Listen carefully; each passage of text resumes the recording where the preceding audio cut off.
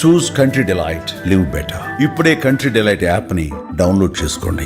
ఇందాక నేను అన్నట్టు సీరియల్స్ అంటేనే వాళ్ళ లైఫ్ అన్న వాళ్ళన్న చిన్న చూపు చూస్తుంటారు. అసలు ఒక సీరియల్లో వర్క్ చేసే మీలాంటి వాళ్ళకి లైఫ్ ఎలా ఉంటుంది మ్యామ్? వన్ డే ఒకసారి చెప్తారా? మార్నింగ్ ఒకప్పుడైతే 4K లేచేదాన్ని హీరోయిన్గా ఉన్నప్పుడు.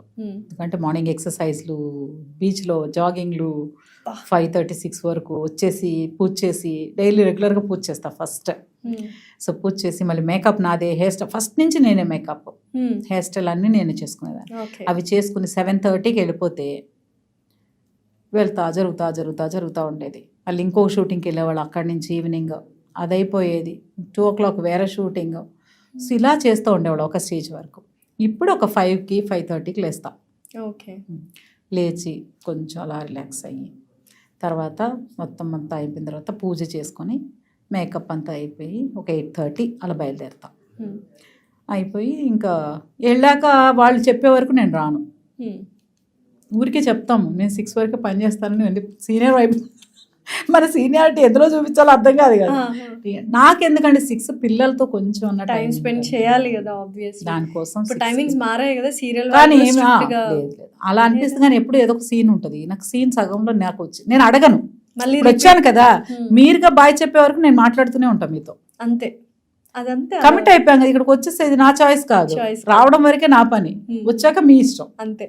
మీరు ఒక అయిపోయింది మీరు బయలుదేరమనే వరకు నేను బయలుదేరను, అడగను ఎన్ని సీన్లు ఉన్నాయి ఎప్పుడైపోద్ది అని అడగను. సో వాళ్ళు పంపించినప్పుడు వెళ్తాను. ఓకే. సో చాలా హెక్టిక్ డే ఉంటుంది. మేకప్, హెయిర్ స్టైల్ అన్ని మొత్తం ఎప్పటికప్పుడు పర్ఫెక్ట్గా చూసుకోవాలి. అందరూ అడుగుతారు మీకు కోపం రాదా, స్ట్రెస్ అవ్వరా అని. అవ్వనని. ఎందుకు అవనంటే అన్ని ఇంట్లో తాళం పెట్టి వచ్చేస్తాయి కదా, ఇంట్లోకి వెళ్ళగానే మళ్ళీ లాక్ ఓపెన్ అయిపోతుంది ఆటోమేటిక్. ఇక్కడ ఉంది అది అక్కడ ఉందేంటి, ఇది పడాలి అంతే. ఇక్కడ ఎందుకు పడేశారు, అది ఎందుకు పడేశారు, అక్కడ ఎందుకు ఉంది, ఇక అలా ఉంటుంది ఇంట్లో. బయట వెరీ కూల్. మన ప్లేస్ కాదు, మనకు అక్కడ ఎమోషన్స్ చూపించే ప్లేస్ కాదు కదా. సో చాలా మంది అనుంటారు ఈ మాట, సీరియల్స్ లో అందరికంటే హీరో హీరోయిన్ కంటే ఇప్పుడు హరిత గారికి రెమ్యూనరేషన్ ఎక్కువ అని. తమిళ్లో అయినా తెలుగులో అయినా అది వాస్తవమేనా? వాస్తవం. ఎందుకంటే పక్కాళ్ళ రెమ్యూనరేషన్ ఏంటని అడగలేదు ఇప్పుడు నేను. బట్ ఆ డిస్కషన్ చెప్తారు కదా, అలా వింటే మాత్రం హ్యాపీగా అనిపిస్తుంది. 30 సంవత్సరాల నుంచి ఇండస్ట్రీలో ఉన్నాము. అంతే కదా.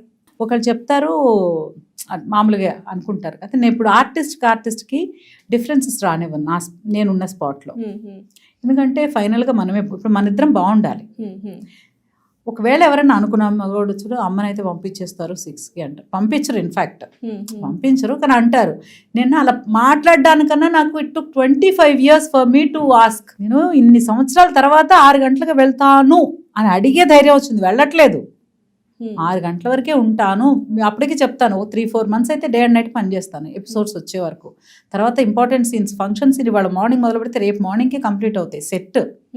నా ఒక్కదాన్ని ఇంపార్టెంట్ కాదు, వాళ్ళు ఎంత ఎఫర్ట్ పెడతారు, ఎంత ఖర్చు పెడతారు, ఎంత సెట్ వేస్తారు, ఇవన్నీ 2 రోజులు చేయాలంటే డబుల్ ఖర్చు. నేను ఇప్పుడు మన ఆర్టిస్టులు అడ్జస్ట్ అయిపోయాం అనుకున్న వాళ్ళు వర్క్ ప్రొడ్యూసర్ సేవ్ అయిపోతారు. లేదు మేము 6 గంటల మళ్ళీ నెక్స్ట్ డే పెట్టాల్సి వస్తుంది. అంత అవసరం ఉంది కదా. సో ఇప్పుడు వస్తున్న ఆర్టిస్టులు ఎవరైతే ఉన్నారో వాళ్ళు అర్థం చేసుకుంటున్నారో ఈ థింగ్స్ అన్ని. మీరు అంటే అప్పటి నుంచి చేస్తున్నారు కాబట్టి ఇంత లిస్ట్ చెప్తున్నారు, ఇంత అర్థం చేసుకుంటున్నారు. అండ్ సీనియర్స్ కి రెస్పెక్ట్ ఇవ్వడం కూడా ఒక వెరీ ఇంపార్టెంట్ థింగ్. ఈ ఆర్టిస్టులు ఇప్పుడిప్పుడే వస్తున్నారు, కొత్త ఆర్టిస్టులు అందరూ కొత్త హీరోయిన్సే. కెనడా నుంచి వస్తున్నారు, తమిళ నుంచి వస్తున్నారు, మన వాళ్ళు అక్కడికి వెళ్తున్నారు. వీళ్ళు అర్థం చేసుకుంటున్నారా? కొంతమంది అర్థం చేసుకునే అవకాశం వాళ్ళకి లేదు అనుకుంటున్నాను నేను.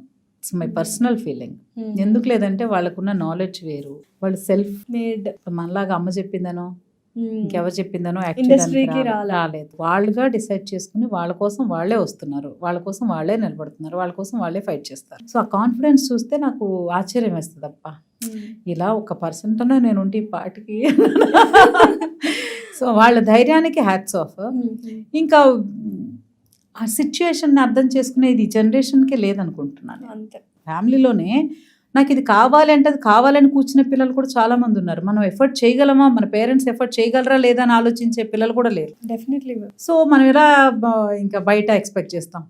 జనరేషన్ అని అందరూ అడ్జస్ట్ అవుతున్నారు కాబట్టి మనం కూడా జనరేషన్. ఇప్పుడు ఎన్ని సీరియల్స్ చేస్తున్నారు అసలు? ఆంధ్రాలో ఎన్ని రోజులు ఉంటున్నారు, హైదరాబాద్ లో ఎన్ని? నేనా ప్రస్తుతానికి ఆంధ్రాలో 15 రోజులు ఉంటున్నా.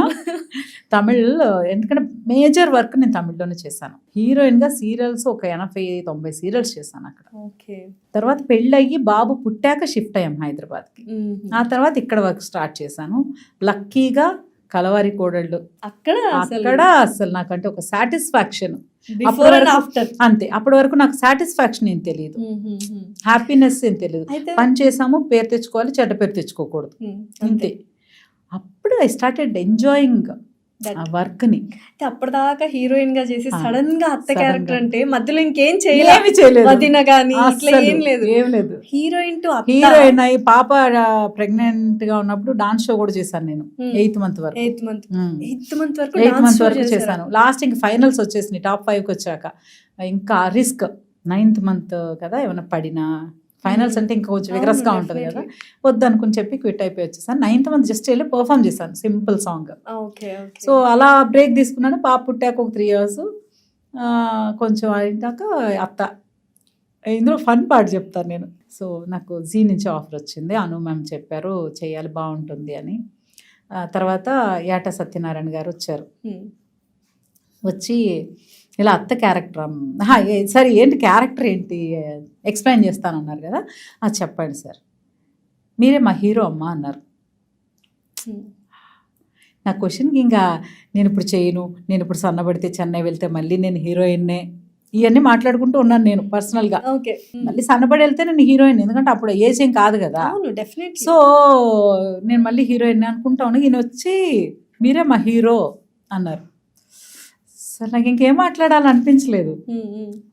అను మ్యామ్ చెప్పారు బాగుంటుంది ఎంట్రీ ఇవ్వండి అని, జాకీ గారితో చెప్పారు, మాట్లాడాను. ఈయన వచ్చి హీరో అన్నారు.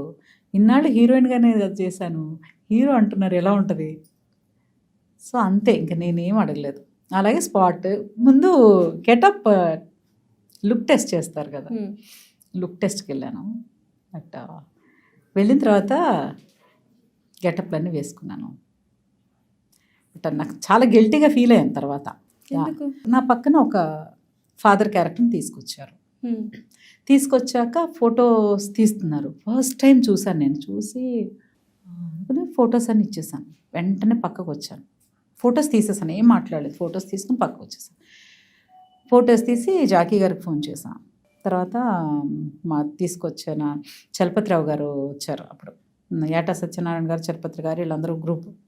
సో వాళ్ళు కూడా కలిసి వచ్చారు.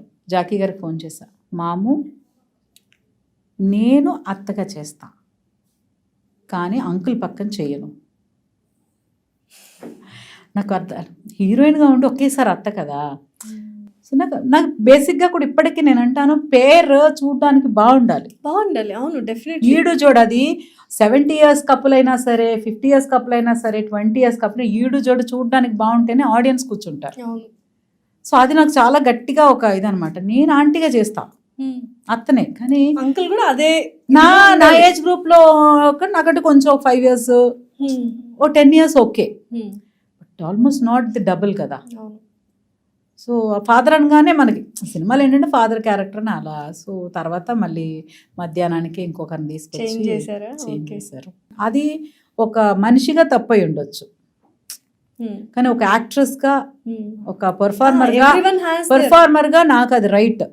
నా కంఫర్ట్ కాదు, నా ప్రెజెంటేషన్. ఇప్పుడు పక్కన వాళ్ళ, ఇప్పుడు జాకీ గారు బట్టే కదా నాకు విలువ, అంతే. సో ఆయన బట్టి నాకు విలువ. సో విలువ కనిపించాలంటే బాగుండాలి చూడడానికి. సో అలా స్టార్ట్ అయింది అనమాట. అదొక్కటి మాత్రం అదొకటే చూక్కుమన్నది. బట్ అది ఆయనకి తెలిసిందో తెలుసు, అంటే లుక్ టెస్ట్ లో సమ్ టైమ్స్ మారిపోతాయి. మనం ఒకటి చోట ఒకటి చేస్తాం, తర్వాత షూటింగ్ వచ్చేసరికి మనుషులు మారిపోతారు. కానీ నేను నా సైడ్ నుంచి నేను, అంటే వాళ్ళు కూడా డిసైడ్ చేసేవాళ్ళేమో చూడడానికి ఇద్దరు కరెక్ట్ గా లేరు కదా అని. బట్ నేను కొంచెం కంగారు పడ్డా కూడా, కంగారు పడకపోయి ఒకవేళ నచ్చి వాళ్ళు ఓకే చేసేస్తే అంతే. ఆబ్వియస్లీ మనం ఏం సెట్ బ్యాక్ అవ్వలేం కదా, కమిట్ అయ్యాక. నాది ఒక్కటే, హ్యాపీగా వర్క్ చేయాలి. స్పాట్కి వెళ్ళాక కంప్లైంట్స్, నచ్చులు అదేంటి ఇది ఏముండదు. ఏదున్నా ముందే అడుగుతాను, నాకు ఇలాగా అలా అయిపోయింది. స్పాట్లో నేను అడిగింది రాకపోయినా సరే నేనేం మాట్లాడను, వాళ్ళ విజ్ఞతకు వదిలేస్తాం కదా. సుమన్ టీవీలో మీ పర్సనల్ అండ్ బిజినెస్ ప్రమోషన్స్ కోసం కింది నెంబర్కి కాంటాక్ట్ చేయండి.